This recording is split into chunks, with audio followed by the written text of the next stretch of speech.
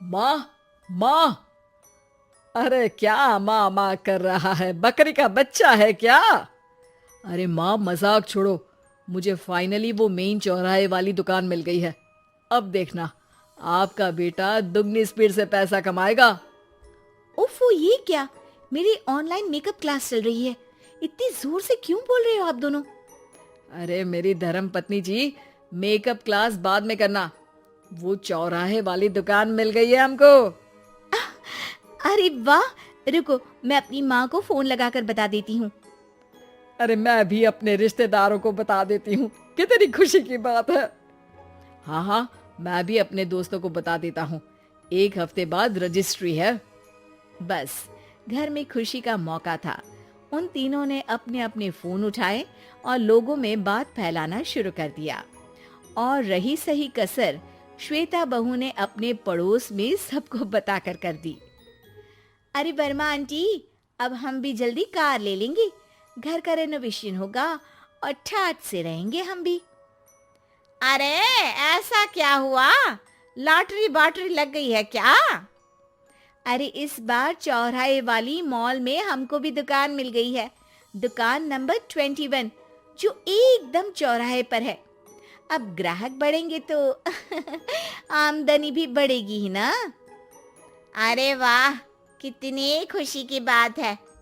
मैं बहुत खुश हूँ तुम्हें इतना खुश देख के। बाकी एक बात कहूँ, सबको मत बताते फिरना। किसी की नजर लग जाएगी तो खुशी की खबर वापस लौट जाएगी। हैं? ऐसे थोड़ी ना होता है। अब डरा रही हो। अरे सही कह रही हूँ। काली नजर कहते हैं इस चीज को, जब आप किसी को कुछ बताओ और वो काम बिगड़ जाए। अरे लेकिन मैं तो। तुमने सबको बता दिया ना? हाँ, फोन लगा लगा के। अब बच के रहना। काली नजर बड़ी खतरनाक होती है। श्वेता इतनी खुश रहती है कि वो वर्मा आंटी की बात पर ध्यान ही नहीं देती, जबकि पड़ोस में और भी लोगों से खुशी की खबर शेयर करती रहती है। अगले दिन राजेश बहुत दुखी होकर घर आता है। अरे बेटा, क्या हुआ? मुंह क्यों सूजा हुआ है?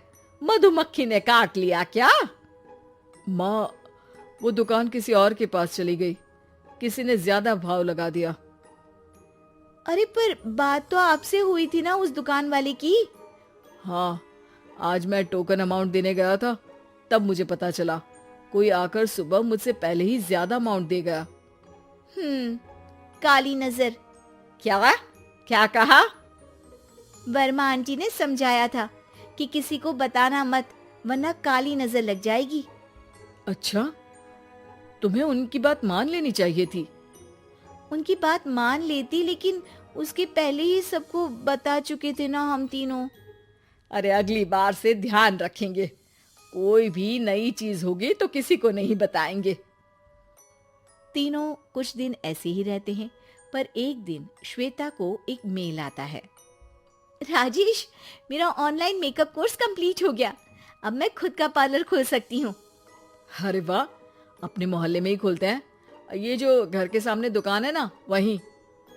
हाँ, यहाँ सस्ती भी मिल जाएगी। अगले दिन श्वेता वर्मा आंटी के पास जाती है, मिठाई का डब्बा लेकर। अरे आओ आओ, कैसे आना हुआ?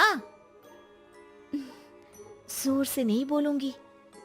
वो सामने वाली दुकान है ना, वहाँ मैं अपनी पार्लर की दुकान खोलने वाली हूँ। उसकी मिठाई है। अरे वाह, बहुत बधाई हो तुमको। हाँ, मैं कमाने लगूंगी तो राजेश पर पूरे घर का बोझ नहीं रहेगा ना आंटी जी। ये तो है। पर ये बता कि तूने ये बात किसी और को तो नहीं बताई ना?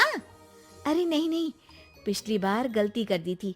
काली नजर लगी किसी की और राजेश के हाथ से वो दुकान चली गई थी। सबको मत बताना। चलो मैं चलती हूँ, कल दुकान की बात करने भी तो जाना है। अगले दिन श्वेता दुकान के लिए मालिक से बात करने जाती है। अरे लेकिन दुकान तो हम कल रात को ही किसी को दे चुके हैं। कल ही? हाँ, कल ही। 2 दिन बाद कोई यहाँ पार्लर भी खोल लेगा। अब कहीं और दुकान देख लीजिए। अरे पर हमको भी तो पार्लर ही खोलना था। हाँ भाई, ये एक ही दुकान है, आधी आधी तो नहीं दे सकता ना मैं। राजेश और श्वेता घर पर हताश होकर आ जाते हैं। इस बार तो किसी को बताया भी नहीं था, अब किसकी काली नजर लग सकती है। सुनो, तुमने माँ को बताया था क्या? अरे कैसी बात कर रही हो, माँ की नजर थोड़ी ना लगेगी। पक्का तुमने किसी को नहीं बताया था ना? सिर्फ वर्मा आंटी को बताया था, उन्होंने ही मुझे किसी को नहीं बताने को कहा। अरे यार, तुम भी सही हो, मेरी माँ को नहीं बताने को कह रही हो, पर वर्मा आंटी को बताना तुम्हें जरूरी लगा। अरे वर्मा आंटी ने ही तो काली नजर के बारे में बताया था ना, वो हमेशा हमारा भला ही तो चाहती है। मेरी माँ भी हमारा भला ही चाहती है। अरे पर चिल्ला क्यों रहे हो, बात नहीं कर सकते क्या आराम से?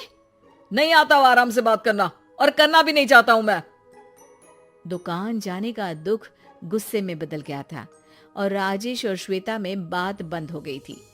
2 दिन बाद मोहल्ले में पार्लर का इनॉग्रेशन हुआ, जिसमें मोहल्ले के सभी लोगों को बुलाया गया, पर श्वेता, राजेश और माँ नहीं जाते।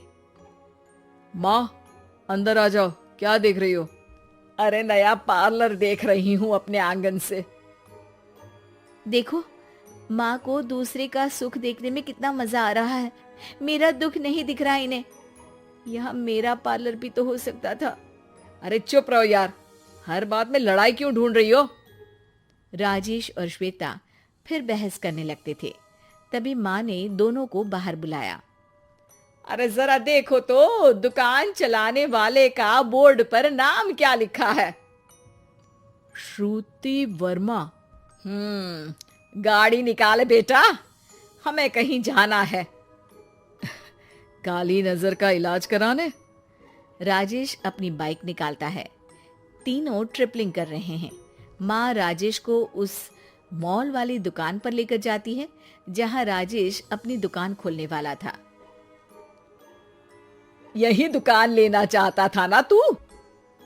हाँ, पर इनको भी दुखी करने लेकर आई हो क्या यहाँ पर दुकान दिखाकर? वहाँ काफी नहीं था? अरे श्वेता, थोड़ा सब्र रख, अभी पता चलेगा कि हम यहाँ क्यों आए हैं। बता, इस दुकान चलाने वाले का नाम क्या है? अनुपम वर्मा। कुछ समझ में आया? वो दुकान वाली श्रुति वर्मा, ये दुकान वाला अनुपम वर्मा, और हमारे पड़ोस में हमने उस दुकानों के बारे में बताया किसको था? अब वर्मा आंटी को। मतलब वर्मा आंटी ही हमारा काम बिगाड़ रही है? नहीं नहीं, ऐसा नहीं हो सकता, ये बस इत्तेफाक है। राजेश अपना फोन निकालता है और श्रुति वर्मा और अनुपम वर्मा के नाम फेसबुक पर सर्च करता है, जहां ये दोनों ही वर्मा आंटी के रिश्तेदार होते हैं। श्वेता को समझ में आ जाता है कि वर्मा आंटी की ही नजर काली नजर है। अब क्या करना है? कोई भी खुशी की खबर हो तो काली नजर से बचना है, यानी वर्मा आंटी से बचना है। अरे पर मुझे ये समझ में नहीं आया कि वो हमारे साथ ऐसा क्यों करेंगी। अरे बेटा, एक सीख है, दूर के आदमी को आपकी तरक्की से कम परेशानी होगी, पड़ोसी को ज्यादा।